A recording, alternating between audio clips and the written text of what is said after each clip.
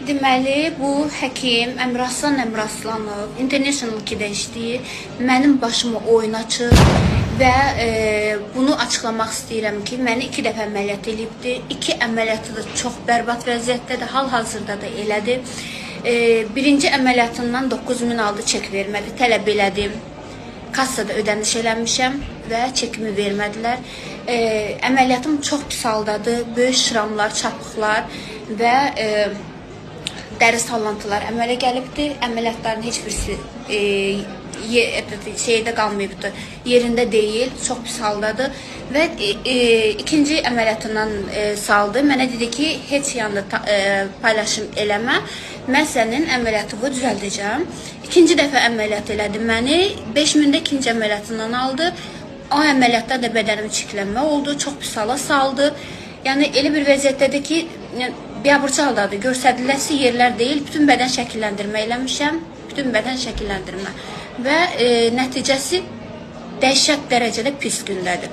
Və mən bundan pulumu tələb elədim, 14.000 manat pul ödəmişəm 2 əməliyyatımdan bir yerdə və çek verməyiblər, bunlar vergidən yayınırlar. Pulumu tələb elədiyim halda bu insan götürdü mənim əməliyyatdan öncə çəkilən geyimsiz şəklimi, həkimdir, bütün həkimlər əməliyyatdan öncə do iposi şəklini çəkir və bu şəkli götürdü, paylaşdı sosial şəbəkədə. Paylaşdı, üzü açıq şəkildə geyimsiz. Hansı xanımı geyimsiz paylaşmaq olar? Yəni, kim icazə verib ki, bu həkimə belə öz başına hərəkətlər eləsin, şantaj eləsin? Açıqlama olaraq da dedi ki, o məndən pul tələb elədi, mənim haqqımda danışdı deyə mən onu paylaşım eləmişəm. Mənim haqqımda heç yanında danışması, mən onu paylaşmayayım. Belə şantajla məşğuldur bu insan. Və mən bundan tələbim odur ki, bu insandan, bu qəssab həkimdən mənim pulumu versin. 14.000 manat az pul deyil, yerdən yığılmır o pul. Sənin üçün, yəni bir əməliyyatın puludursa, mənim üçün o illərin əziyyətin puludur. Mən 14.000 manat pul vermişəm, bədənim pis haldadır, üzərindən məni şantaj eləyir və şəkillərimi yayır. Məni bütün Bakıda biabır eləyir bu insan. Üstündən də ki, gəlir, məni verir məhkəməyə, bunun haqqında danışdığıma görə. Deyirləri, oğru necə bağırıcı, doğrunun bağrı yarıldı. Bax, həmən hərəkətlər eləyir.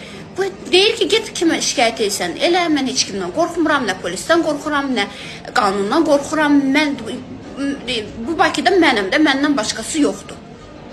Yəni, bu nə öz başınalıqdır. Saxta sertifikatla işləyir, yəni qanunsuz şəkildə işləyir, çek vermir.